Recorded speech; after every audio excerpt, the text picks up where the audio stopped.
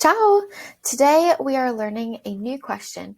We are learning, do you have pets? Or in Italian, as they put it, do you have domestic animals? This is hai animali domestici? And let's practice the question again. Hai animali domestici? I, the first word, means do you have? Animali means animals, and domestici means domestic. When you put animali domestici together, you get the word for pets.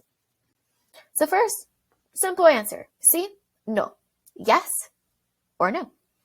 If it's no, then you're really done with the conversation, unless you wanted to say, no, I do not have pets, which is no, non ho animali domestici.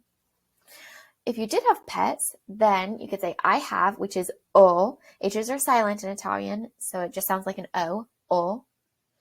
And I've put together a few pets, but if there's any others that you would like to know, just message me in the chat and then I will put them down there.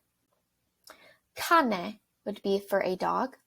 Cani, more than one dog. So like tre cani, 3 dogs.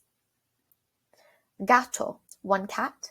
Gatti, more than one cat, like due gatti, 2 cats. Coniglio, which is a rabbit or bunny. Or conigli, which is more than one bunny, so 2 or more. Pesce, one fish. Pesci, more than one fish. Cavolo, one horse. Cavalli, more than one horse. And that's where I've ended it. But as I said, if you want to know other pets, just message down below and then I'll include whatever pets that you wanted to know. If you do have more than one pet and you want to put that into a sentence, just remember to include the word and, which is e. So for example, you could say, ho un cane e 2 gatti, which means I have one dog, un cane, and 2 gatti, 2 cats, which I do not, but that's an example. All right, message below if you have any questions. Also answer, what type of pets do you have?